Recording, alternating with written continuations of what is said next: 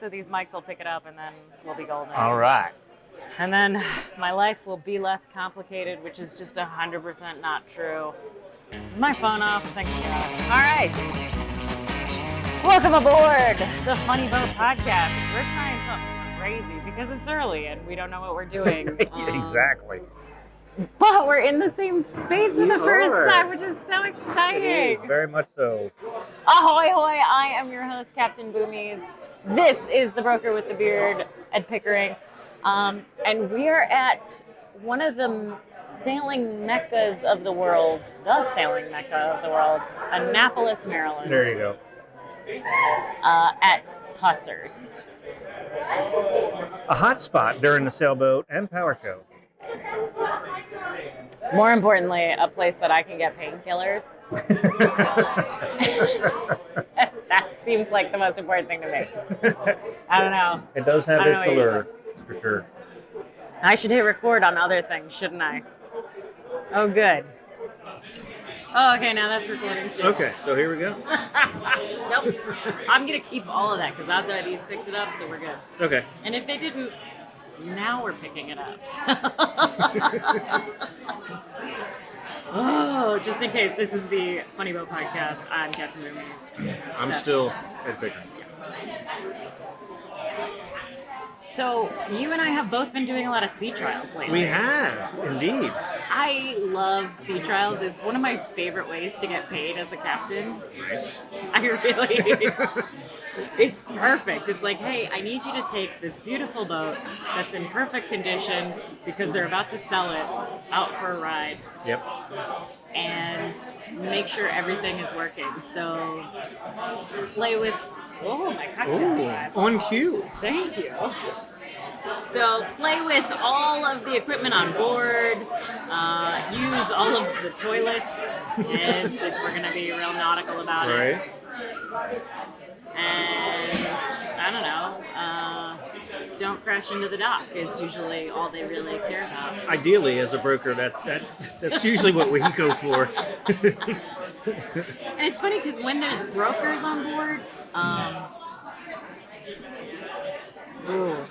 I rarely have the broker on board. I usually have the surveyor and the potential buyer. Really? Yeah, I rarely have the broker on board. Wow. I think because surveyors also hate brokers. I'm on every single sea trial. Are you really? Yep. You're too good. Every single You're one. too good of a broker. I'm usually the line handler on the bow. Wow. Got my lasso skills. I'm so proud of you. I'm not jaded yet. No. Well, but you have been doing this a long time. I'm surprised you're not jaded yet. Yeah, a lot of sea trials under the belt. Huh. So I'm glad we're not doing this podcast on a sea trial because it would be about as loud as it currently is in this bar. But I'm really impressed that we're trying this on location thing. Giving it a go. Meanwhile, the last boat I did a sea trial on was having an alignment done. Oh, okay. So she was a 58 foot. Help me out. I've got a little bit of backup in the corner here. My husband, my engineer, my bear, he's here, and he remembers what boat I was on. Oh God! Just whipped out a knife. Okay, you're fine. You don't have to be on the podcast. He's camera shy? I don't know. Like, what's the deal? Microphone shy? Something like that. But, so I'm on this 50 some odd foot, maybe 60 foot powerboat. She just had both of her alignments done by some other company, and now we're taking her out to just test whether or not the alignment job was any good. Any type of shutter and that type of deal. Anything like that. Because the captain who had delivered the boat in the first place, this is an unowned boat. She's just brand new, doesn't have an owner yet, no name, no nothing. And there's a guy yelling in my ear, and I'm so distracted by it. This is really hard. I suck at gorilla podcasting. Oh no. I'm deaf, so it's not bothering me too much. Oh, that's great. Okay. Anyway, back to my stupid story about this boat. So I take it off the dock, everything feels okay, but there is a noise. And then I get it up to speed, and there is a louder noise. Oh. And then the engineer on board was like, there is a problem. It's going to lose a belt any second now. Oh, fun. So I need you to just be ready to throttle back and kill the engine very fast. Yeah. So the whole time I'm driving this boat and we're doing engine testing, Right, yeah. and I'm just bumping it up 100 RPM at a time, I'm ready to hear the noise of catastrophe and watch on the cameras that are in the engine room. Right. This guy like panicking and flailing and possibly dying from getting hit with a belt that flies off and slices him open and kills him, and there's blood everywhere and it's disgusting and terrible. But none of that happens, fortunately. Okay, well that's good. But the noise is this king, ping, ting, ling, ping, ding, ding, ding, ding, ding, ding, Boots and pants and boots and pants. The whole time I'm driving this boat, and it was stressful. I didn't like it. I didn't like it at all. Come to find out, it was diffusion radio. The whole time. I did not like this at all. It was stressful. So yeah, it turns out we got back to the dock. This was the most unusual sea trial I've done because again, this was not a, hey, we're just taking it out to test things with a surveyor. Right. This was some big repairs happened and we're not sure if they worked. Yeah. Turns out they didn't work. This boat is going to have to go get hauled out. Yeah. And she doesn't even have an owner yet. This poor lady. Oh man. I feel sad for this boat. It's a new boat, brand new boat. Brand new boat, never had an owner yet. She was at the Annapolis boat show, actually. Oh. Yeah. And I saw her at the Annapolis boat show. She's super sexy. Like, Custom build? Not a custom. No, she's okay. a production boat. Okay. Which surprised me. And I'm sorry that I can't remember the name of it. I will do my best to stick pictures and information Subtitles. on the YouTube, which is also an option if you want to check us out on YouTube and subscribe. There is video. I'm sorry, there's video. I'm sure the lighting is terrible. There may be audio. Here's hoping. Here's hoping. But otherwise, subscribe to us on all other podcasting, hooty-hoo, whatever your favorite is. But you did a sea trial recently. I just did one Friday. Yep. How'd it go? Went well. Went really well. I thought. You did not. You did not fall off. No, everything went well. I got a good reel already. I did a reel off of it. You were being an internet person? Yeah, and I think I already hit like 1,000. I'm close to like 1,000 views on it, like that. It's addictive, isn't Yeah, it? I'm really like, all right, what formula did I hit there? But I think the Miami Vice soundtrack I played, and it's a good shout out to show it to you. Well, I hope you were playing it in real life and not just on the reel. I don't know if you've ever done that before, but when No, I'm a newbie. Oh, let me tell you. Okay. So the sexiest thing I've ever done in my life was driving a 150-foot yacht. Sport fish. No, she was only 100 foot. I'm exaggerating. The fish was this big. Right. And now it's this big. So she was a 100-foot sport fish. Okay. Which is bananas Yeah. all on its own, right? She had a huge cap rail off the back of the, like on the aft deck of the boat. And I was on the top deck, like in what is their tuna tower, for lack of a way up better there. word. But it's not exactly a tuna tower because it's still a yacht. Right? But it's a fly bridge, which is way up there. And I'm pulling into Miami Harbor, and the whole time just blasting like the 80s. You're right. bumping, like, and I got these big shades on, and I just felt amazing, and probably should have been sniffing white stuff the whole time. I'm totally kidding. People drug test you when you have a captain's license. I don't get to do any of that stuff. Man, if I could have. That would have been the time to do it. Yeah. Dirty Laundry. The song was Dirty Laundry. Got dirty laundry.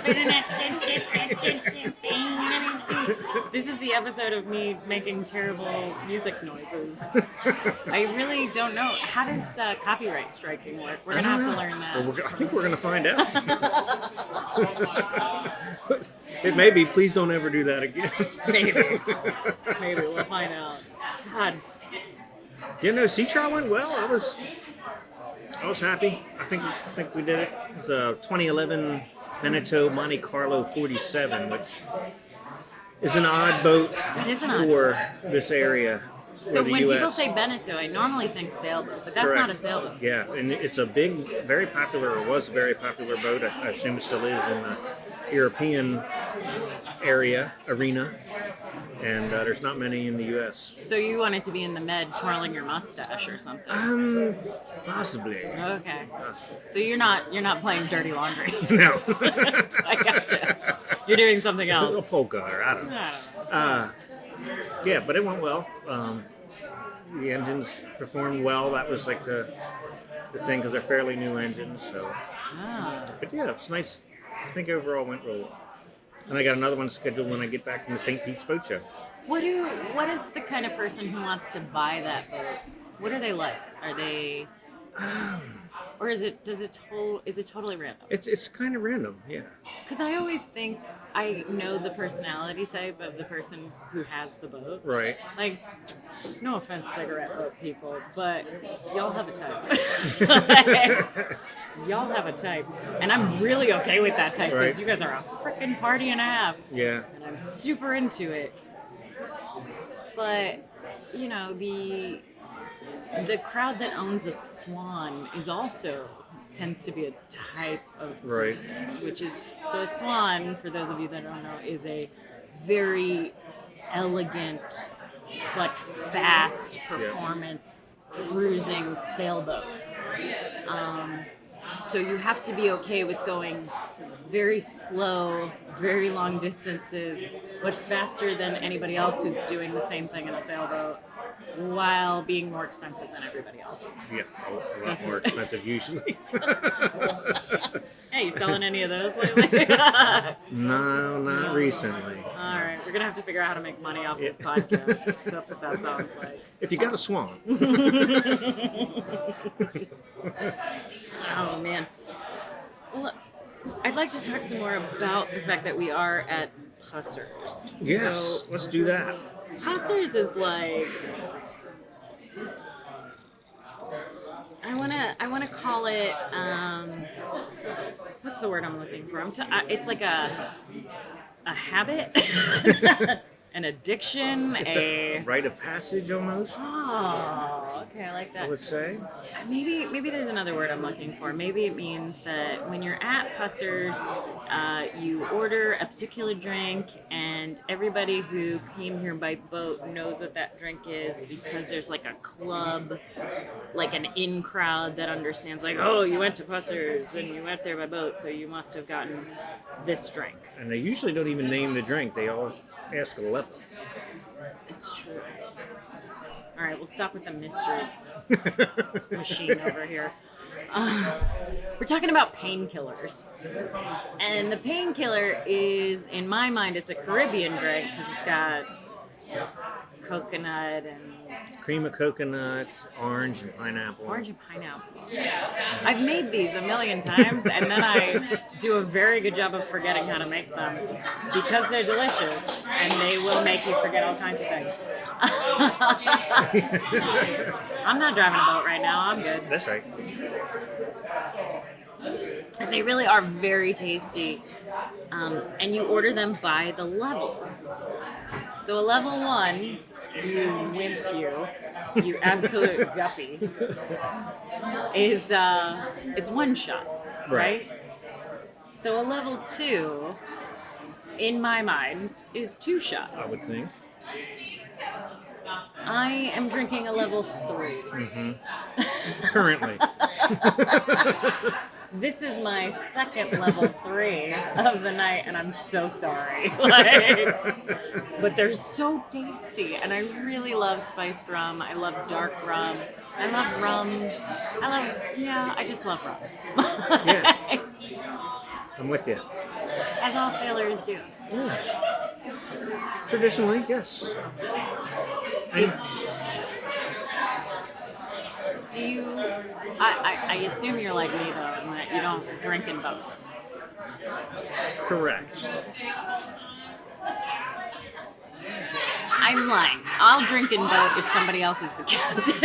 Well, I was actually getting ready to corral that a little bit better, but yeah, if I'm not in charge, yeah, absolutely. So why did we meet at Pussers though? I don't know. I just kind of said, "Hey, we should meet somewhere." And you said Pussers, or maybe I said, maybe I did it. I thought you said maybe it. I did. I did. You got me on that one. Yeah, I'm not a. I've been working in Annapolis almost a year now, but I really don't know all the little hangouts. I know Davis's Pub. Okay. Pussers. Okay. I'm intrigued by the Black Wall Hitch. Well, how do you feel about Annapolis' moniker as the sailing mecca? I love Annapolis. You do? I love it.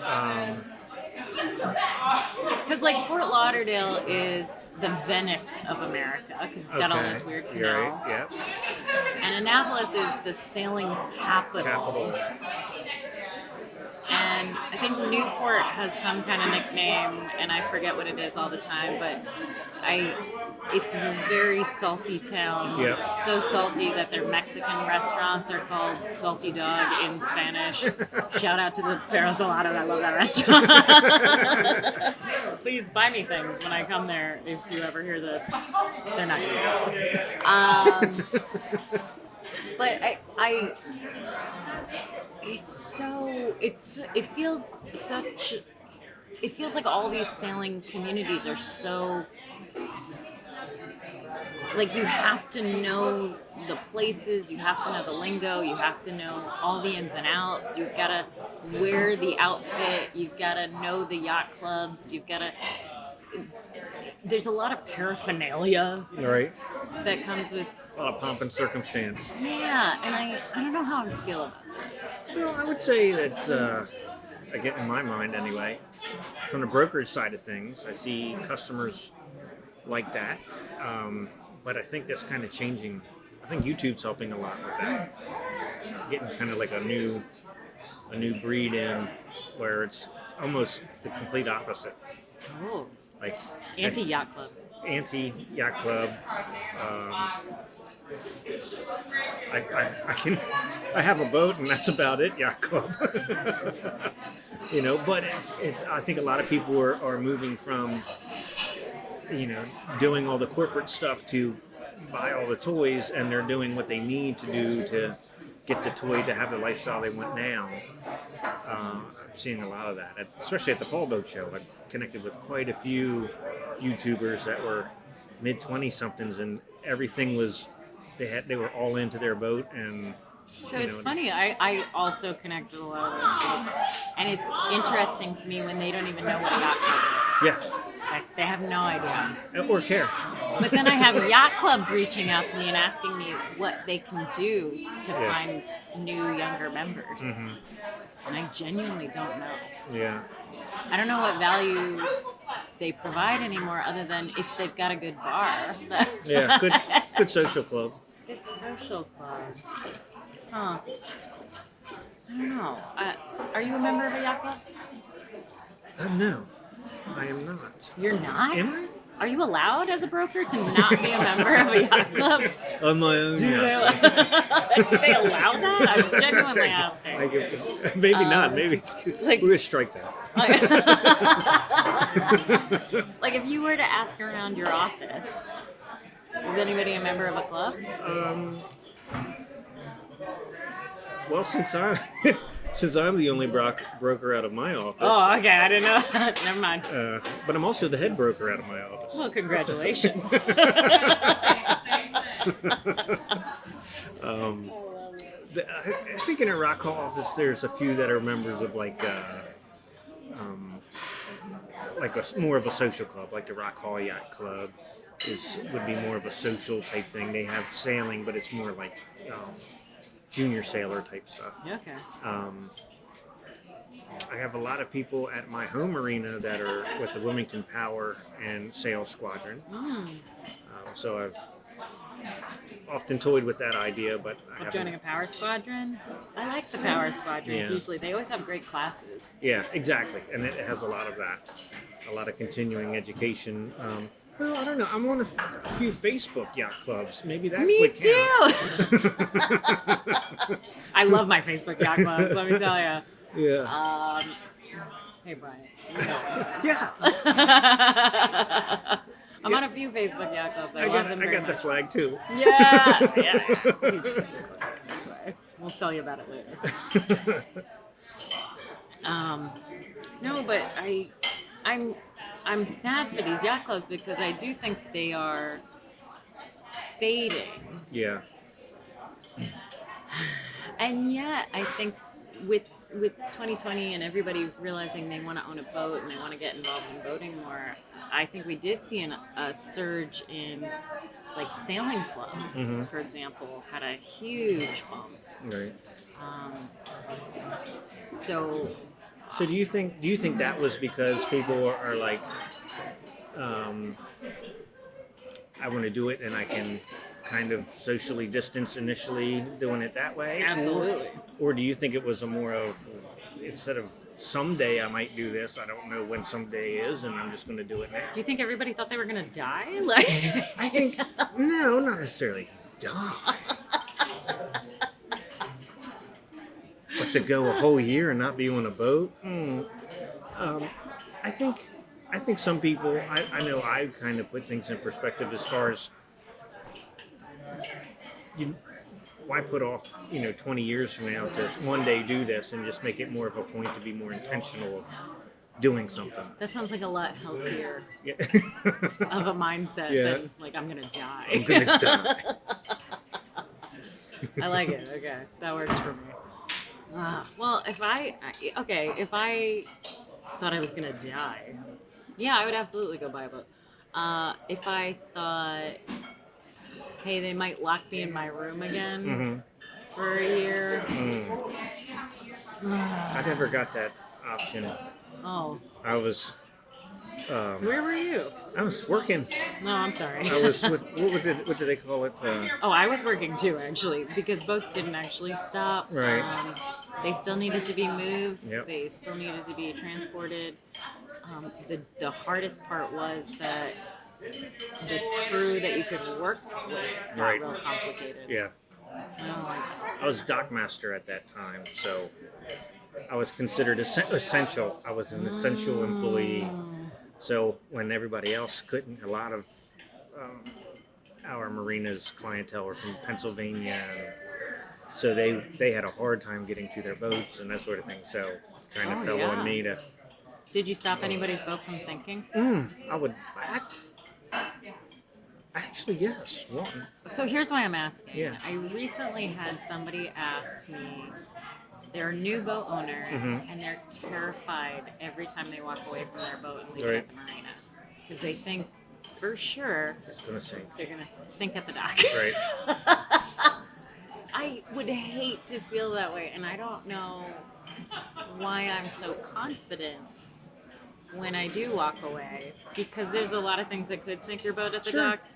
Sorry, I'm probably ruining your business right now. No, it's definitely possible. I think experience, probably knowing that you've done that, you know what to do, and you know you've done it in the right way, and you've made the precautions, and you have the experience. And I mean, how many boats do we actually know of that have sunk at the dock legitimately? I have never known one before it happened. How about that? Like after it happened, I knew that. Yeah. Oh, it's. Like I'm surprised it stayed afloat so long.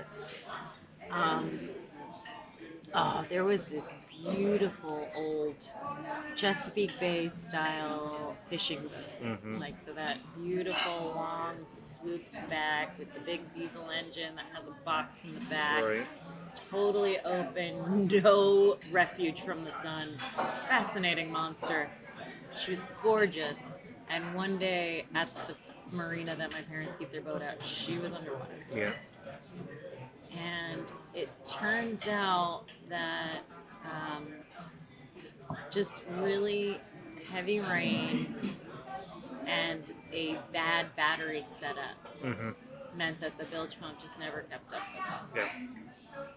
And she ended up at the bottom. Fortunately, the bottom at my parents' marina is only like 6 feet. Yeah. So like the top, like the bow was still upright. You could still stand on her.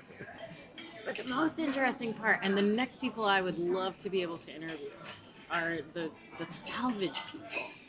Okay. Those guys are fascinating monsters. Yeah. And watching them rig up these Like the these airbags. inflatable bags was very cool stuff. But have you seen them do the ping pong balls? Ping pong balls. No. Oh my God. So when it's a deep job. Right. When like, oh man, you really effed up. You picked a great spot. When you're not in the Chesapeake Bay and you're way deeper than 6 feet. And you need your boat refloated. There's these machines that come off of a boat and they have literally ping pong balls that they blast down into the Makes airtight sense. parts of the boat. Well, not airtight, but you know what I mean. The parts of the boat that can accept a ping pong ball. Right. And that's what refloats the boat. Wow. It's fascinating to watch. And then they stick airbags And then they get in, the and then they, bags and the pumps and the. Yeah. Yeah. It's really cool stuff. Interesting. I'm obsessed. In fact, if anybody's out there and would let me go for a ride on one of those boats, I'm really interested. Please, please, please let It's me play usually that game. beautiful weather when they have to work too. Oh yeah, they're not going out there in bad weather. That's just not going to happen. Oh, I love it. So earlier you talked about if you were going to die, and I thought the next thing you were going to say is where would you go? Oh, I'm sorry. I So didn't do ask. you have like a destination, like a Shangri-La boating destination that maybe you've never been, or if you had one, if you could only go to one other place? How long do I have?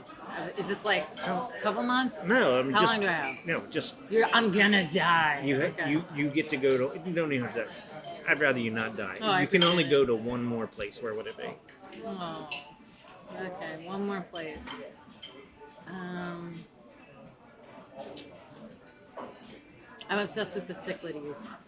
Okay. The Greek islands. Mhm. They are this. Oh, sorry. The Dodecanese. The Dodecanese actually are my favorite. So there's these weird islands in Greece, and they are totally these monsters that shoot up out of the sea. So they're super steep. Okay. So you're up against a cliff that goes, half a mile up. Wow. And it's 70 feet of water underneath you. And it's the Yeah. bluest blue water you've ever seen. It's freaking stunning. That just beautiful. That messes with my mind too Oh, much. it totally blows your mind. Yeah. You're sitting there as the captain panicking because you're like, I shouldn't be able to do I should this. be aground I by should now. not be able to do this at all. And yet you're just tootling along. Just stunning, stunning, beautiful. So alien and weird. Yeah. The rock faces and the islands. And then the people are so easygoing. Right. I went to I docked the boat and I went to a little beach nearby, and they had these umbrellas you could rent with a chair, and you're supposed to pay them some amount of money. And the guy comes by and I'm like, oh, I've only got, 50 euros. and it was only like a 20-euro umbrella or something. He's like, oh, you'll get me next time. I'm like, I literally will never be on this weird little island ever again. Right. Please take my money. He's like, you'll get me next time. And I'm like, this is why your country has problems. It was great. Right. It was totally and beautiful. And I spent as much money there as I Right. possibly could just to make sure that I made up for it. Made up for that umbrella. Yeah. Gotcha. I have no experience at the Med. None. Other than stories. What are you doing next summer? Selling a boat in the Med? Yeah. I like this. This Yeah. is a good plan. I'm into this. Yeah. Well, I think that was a great place to end this. Okay. semester. We're doing so good. Thank you so much. I'm also saying that to our waitress, who's been very kind and supplying me with my level 3 painkillers. I don't know if you can hear my ice tinkling around, but it's freaking delicious. They are really good. Let me tell you why this place is amazing. Because they give you the maraschino and the orange peel, and I think that's important in a Yes, good... it is. And look how much nutmeg I have. Freshly ground nutmeg. It is not freshly ground, you liar. It should be. If somebody is scraping nutmegs over there, they're a pervert. And with that, thank you for joining us on the Funny Boat Podcast. I am Captain Roomies. This is the broker with the beard. Cheers. Cheers. He's like, you really want to end it like that?